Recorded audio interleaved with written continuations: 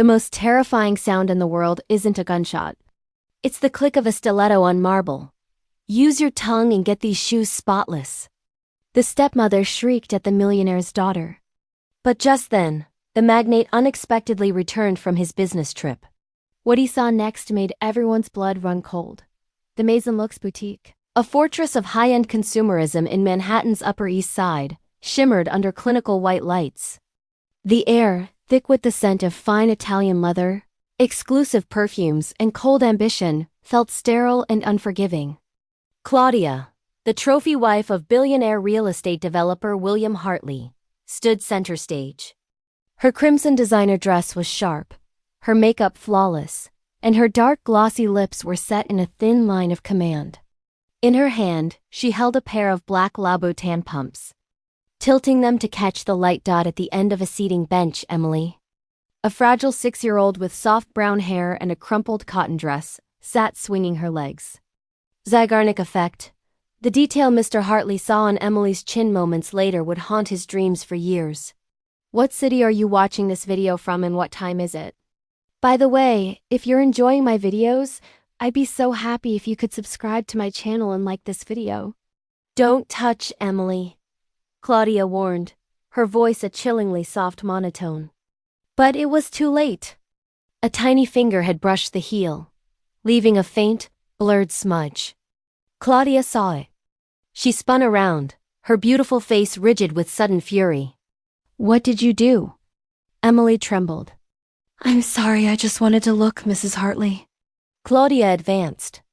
Each click of her heel was a hammer blow against the silence. You think this is a toy?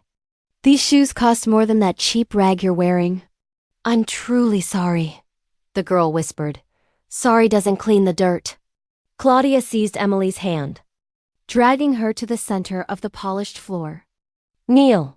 Emily's small knees hit the cold marble. Claudia tore a flimsy napkin from the counter and tossed it in front of the child. Clean it properly. Emily's fingers were too small, the smudge too stubborn. The more she rubbed, the more the streak spread. Claudia's gaze hardened. Not with that. And that's not enough. Mrs. Hartley, I'm sorry. Claudia leaned down, her voice falsely sweet. If you dirty my shoes, you have to use your own tongue to clean them. That will teach you a lesson. The entire store froze. Employees exchanged terrified glances. Emily recoiled, sobbing. I can't do it, ma'am. Claudia slammed her heel down, a sharp, deafening thud. If you don't, I'll have you and that old housekeeper thrown out of the penthouse. Do you understand? Tears flooded Emily's face. She lowered her head, trembling over the lustrous black leather. The mingled scent of leather, dust, and cold floor made her gag. She tentatively extended her tongue, touched the tip, and broke into inconsolable sobs. My tongue hurts. I can't clean anymore. Claudia smiled faintly. It hurts? Good. That way you'll remember. A rich girl as weak as you doesn't deserve to live in my house. A young sales associate, Mia, bit her lip. She took a step forward. Ma'am, please don't do that to the child. Claudia whirled around, eyes blazing. Do you want to be fired, Mia? Mia dropped her head, clutching her fists. Silenced. The only sounds were Emily's choked gasps, the slow, dry taps of Claudia's tapping heel, and the soft drumming of rain starting outside. Emily knelt in the opulent space, a picture of absolute humiliation. Suddenly, the glass door burst open. A gust of wind rushed in. William Hartley, tall, impeccably dressed in a custom Italian suit. The composed face of a successful mogul stood in the doorway. He had come straight from JFK, alerted by the housekeeper that his wife and daughter were at the boutique. He'd expected a happy reunion. The scene before him was a punch to the gut. His daughter kneeling, tears and grime clinging to her chin. Claudia loomed over her, the damning, glittering Louboutins on her feet. His voice was a cold, arctic whisper.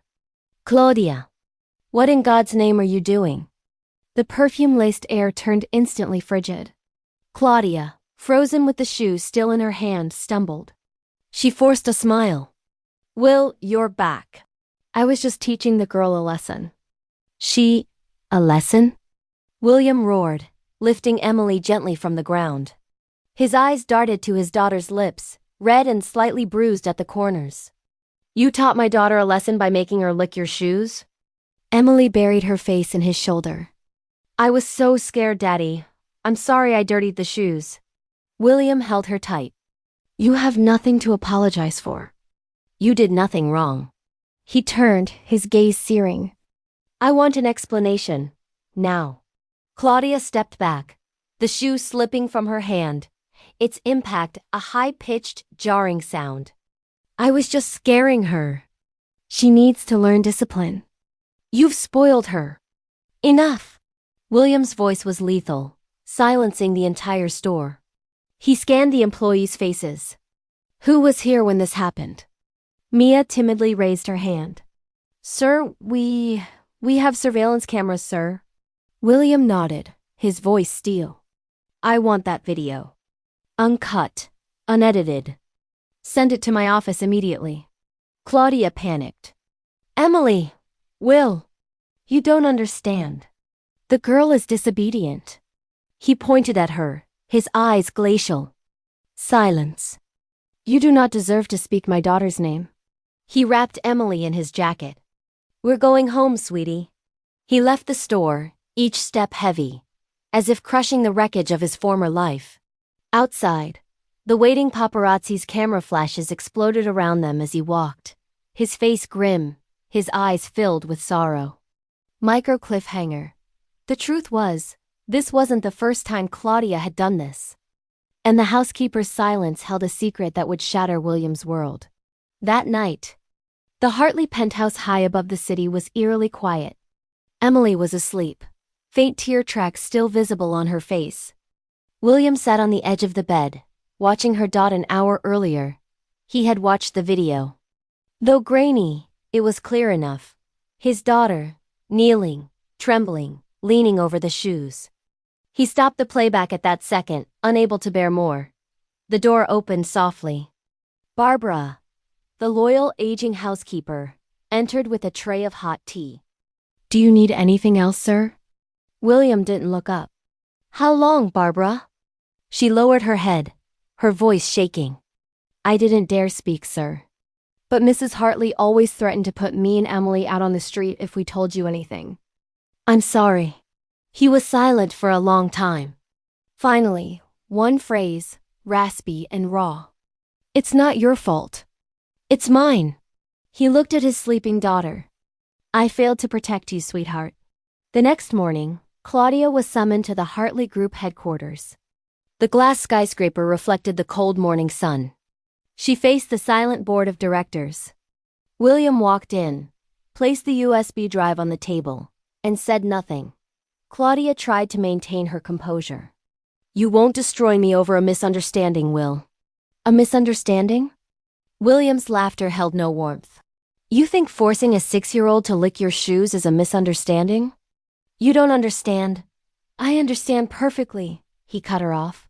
I understand I married the wrong person. You didn't just humiliate my daughter. You dishonored the Hartley name. He turned to his secretary.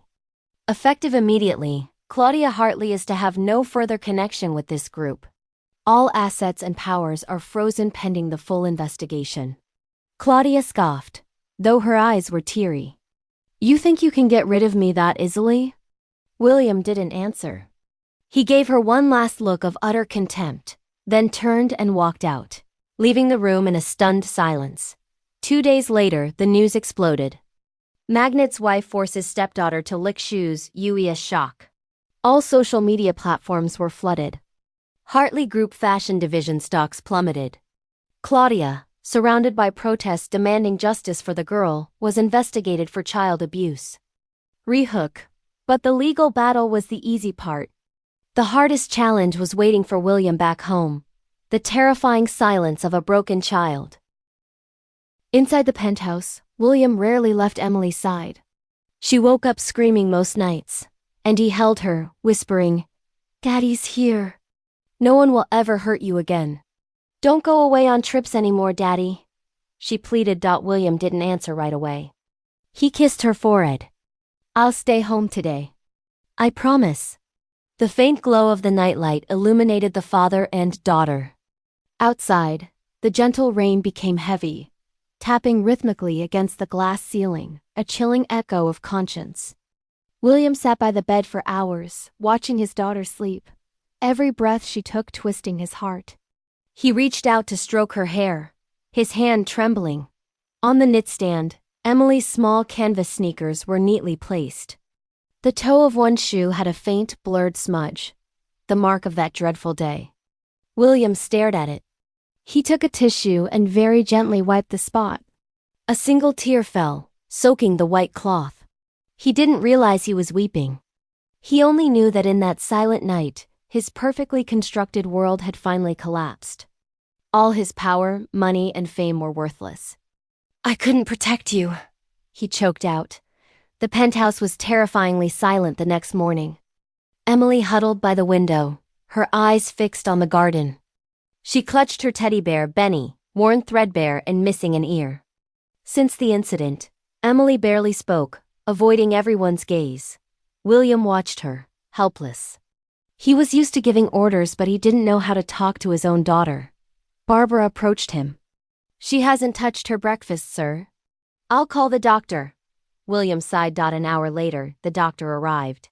Emily hid behind the curtains, her eyes wide. When the doctor tried to touch her hand, Emily shrieked, "Don't touch me!" "I'll be good.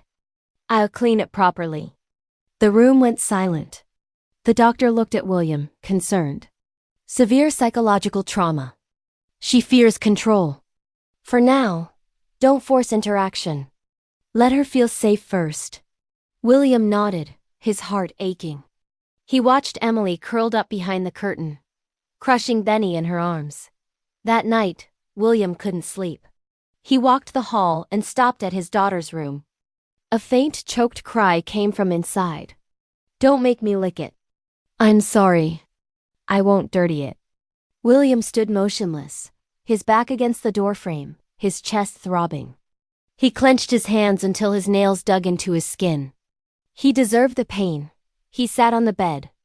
"It's me, Daddy. No one will hurt you." "Go back to sleep." Emily opened her eyes slightly. "Daddy, are you leaving again?" William froze. "No, I'm staying right here. I promise." The girl turned away, a tear rolling onto the pillow. The next morning, William canceled all work commitments. "All meetings are the VP's responsibility. I'm staying home." He went to the garden. The morning light filtered over the lavender patch Emily had planted with her late mother, his first wife. He touched the petals, remembering the crystalline laughter that once filled this space. Now, only silence. At breakfast, Emily stirred her spoon in the cereal bowl without eating. William struggled to speak. "Pancakes or soup, sweetie?" She shook her head. "Not hungry. You need to eat." "I'm not going anywhere." The girl didn't look up. "You always promise." William fell silent. Her words were a direct hit.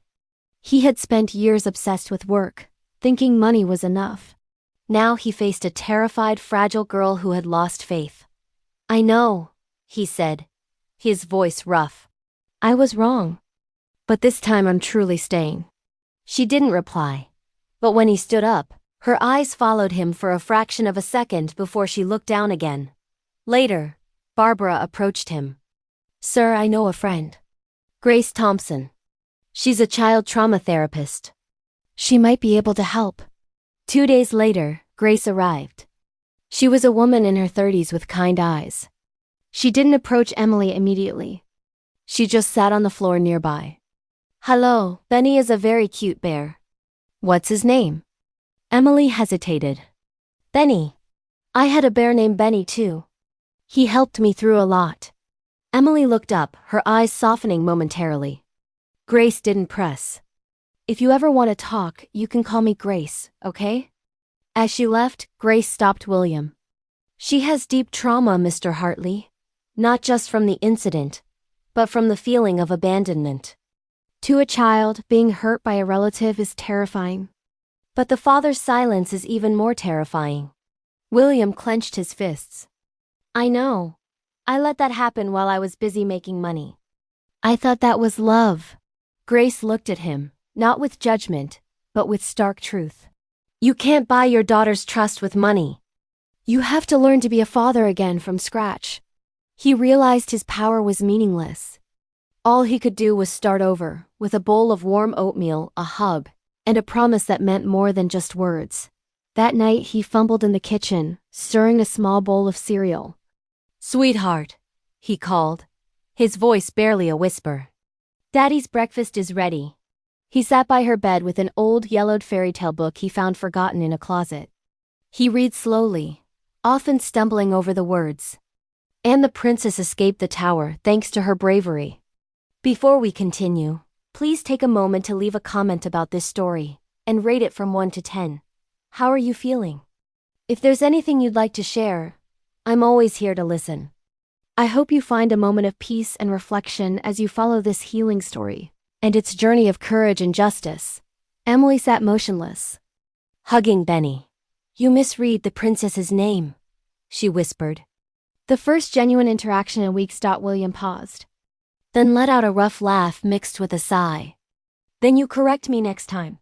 She didn't answer, but she nodded softly. The next day, he sat behind her, clumsily trying to braid her soft hair, having watched tutorials all morning. "Ouch, Daddy tangled it," she said gently. "Yeah, I'm no good at this." He tried again. Minutes later, the braid looked like a mess. Emily looked in the mirror and giggled, the first time in weeks. "You laughed," he said softly, "because my hair looks so silly." "It's the most beautiful silly hair Daddy has ever made." In the afternoon, he invited her to the kitchen. "Today, we make cookies. You know how, Daddy?" He lifted his hands confidently. "I don't, but we'll learn together." Flour dusted the kitchen, coating his shirt. Emily stirred fiercely, splattering dough on his face. "You're creating a dough storm, Princess." "But I like stirring the storm, Daddy." The cookies came out slightly burnt on one side. Emily tasted a small piece. "It's okay. I like this flavor." William looked at her, his eyes tearing up. "Thank you for not complaining." "Because I tried." "Yes, you're trying." Little by little. When Emily was afraid to sleep alone, he brought a mattress to her room. "I'll sleep here until you're not scared anymore." "Aren't you bored, Daddy?" "No, you're here." He read fairy tales, his voice no longer stammering. Gradually, she fell asleep, her breathing steady. William, his hand resting on the edge of her bed, eventually drifted off too. One evening, the sound of high heels clicked on the TV during a movie scene. Emily immediately covered her ears, her shoulders shaking. William instantly turned off the set, kneeling to hug her. "It's okay. It's over. No one will hurt you." She nodded, still trembling. The next day, he had every high heel in the penthouse replaced with soft slippers. No one needs to hear that sound in this house again. A week later, Grace visited. She saw Emily drawing at the dining table. "She's much better," Grace murmured. "She looks into your eyes now." At first, it was only for a second. Now it's longer. "She's starting to trust me," William whispered. He looked at the drawing, a small house with lit windows. Beneath it, a line of shaky handwriting. "The house has light. It has no shoes." He smiled. "Good! Our house doesn't need shoes. It only needs light." Adapted CTA. If you've ever felt that showing up is more important than providing, leave a present in the comments. And hit that like button to support fathers trying to make things right. William framed the drawing and hung it in the most visible spot in the living room. "This is the most important artwork in the house." One morning, Emily approached him. "Daddy, I'm not scared anymore." He squeezed her hand. "Thank you for giving me a chance. I like being home now." "Me too." That night, William sat alone.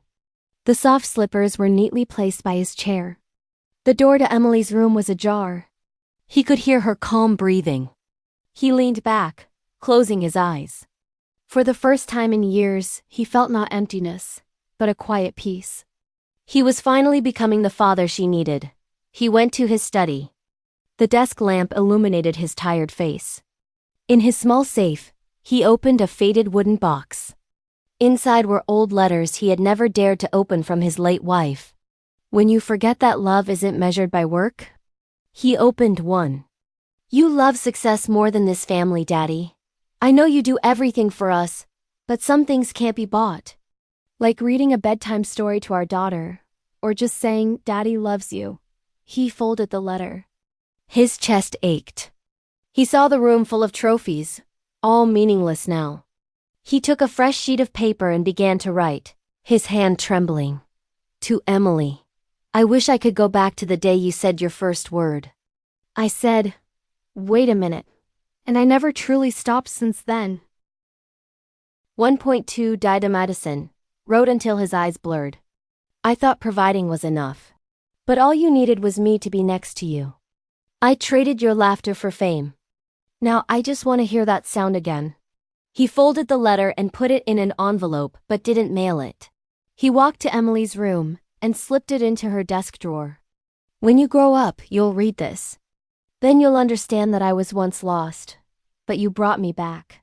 The days settled into a new routine. William woke early, made breakfast, and read until Emily stirred. You're up so early, Daddy. She'd say, I have to learn how to make breakfast. You're my teacher. They went to Grace Thompson's group therapy sessions. You're making progress, Grace noted. Not in how you teach her, but in how you learn to be still and listen to her. I used to think parenting was all about talking, William said. Now I know sometimes it just takes silence. And being present. Present. Yes. Children don't remember how many things you bought them. But they remember how they felt when you were with them. William looked at his daughter, coloring quietly. I know I can still fix this. It's never too late if you truly want to. One evening, Emily was drawing on the rug. What are you drawing? William asked. A secret. I'll show you when I'm done. A few minutes later, she ran to him. Daddy, close your eyes. He obeyed. Ready. She placed the paper in his hand. It was a drawing of two hands clasped together. Beneath it, a shaky line of writing. I trust you, Daddy. William stared, his lips trembling. You trust me? Yes, because you're still here. He couldn't speak. A knot in his throat. He pulled her into a tight hug. Thank you, Emily. Thank you for forgiving me even before I forgave myself. 2 years later, spring returned. William and Emily's life had found a rhythm simple, peaceful, and warm. Emily, now 7, sat at a piano, her small fingers hitting the keys. The sound was clear, sometimes off-key, but it held a pure joy. He watched her from the doorway, coffee in hand. He realized broken things could, after all, be mended. You hear that, Daddy? She asked. I hear it, little princess. You missed a few notes, but it's the most beautiful music I've ever heard. His study wall no longer held medals, but Emily's drawings. Him and her, holding hands under the sun. His life had changed, and it all began with the smallest things. But in a cheap apartment on the east side, Claudia sat before a cracked mirror, reapplying her pale lipstick. Her eyes were dark and defeated. On her old phone, the news made her fist clench. Magnate William Hartley launches Hartley Hope campaign for abused children. Turning my pain into his glory, she thought bitterly. In a fit of blind rage, she emailed a tabloid reporter. I have a secret about William Hartley. His whole campaign is a setup to polish his image. 3 days later, the media exploded. Hartley magnate fabricated tragedy for Foundation PR. William arrived home to a swarm of reporters. Mr. Hartley, is it true you orchestrated the abuse story? He remained silent. He went inside. Emily, seeing the strange faces outside the window, ran to her room. Daddy! Daddy! He rushed in, hugging her. It's okay, Emily. No one can touch you. I promise. I heard them say that woman is back. She can't do anything to us anymore. The next day, William went to the newspaper office. In the packed conference room, he placed the USB drive on the table. Here is the full surveillance video from 2 years ago, along with medical certificates and staff statements. I never wanted to make this public because it is my daughter's pain. But today, I cannot allow her to be hurt again. He paused. I didn't fabricate anything. I am just a father who failed and is trying to make it right. Do you resent Mrs. Hartley? A young reporter asked. William looked at the paper before him. No, I only regret that she still hasn't learned to live with the past. But I won't let that ruin my daughter's future. He stood, bowed slightly, and left. The hundreds of cameras fell silent behind him. Claudia was countersued for defamation and lost. She left the courthouse alone, her hair disheveled, her eyes empty.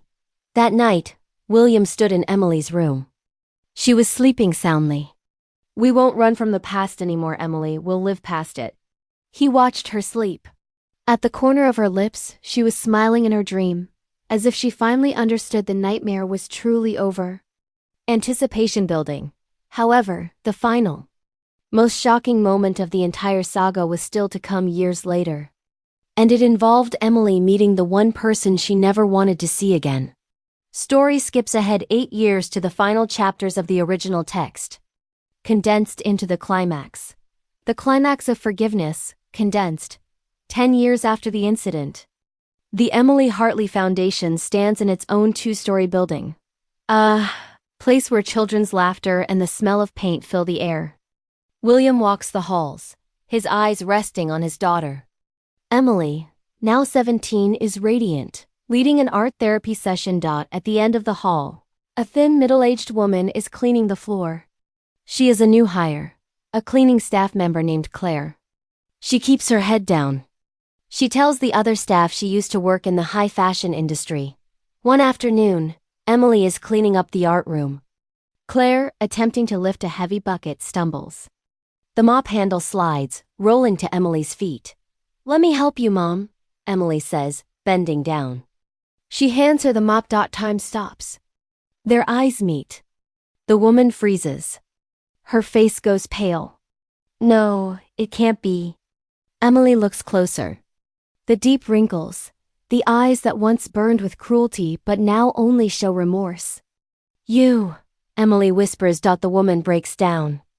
I've been running for 10 years. I thought I could forget.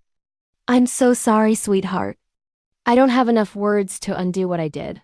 She falls to her knees. Emily remains motionless. She takes a piece of paint-stained rag she was using to clean brushes and gently places it in the woman's hand. You don't need to kneel. It's your turn to clean your own past now. Claudia, the woman from 10 years ago, sobs uncontrollably.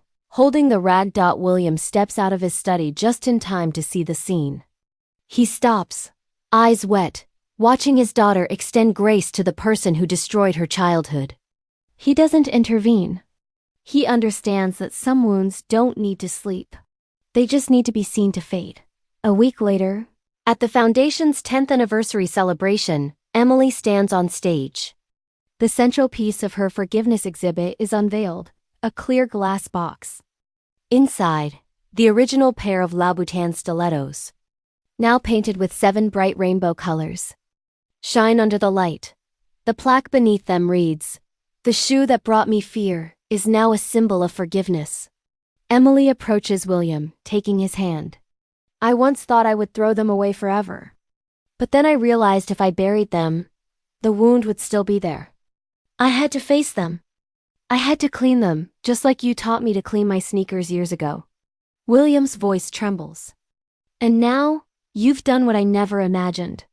No shoe is clean enough if the heart is dirty, Emily says, smiling.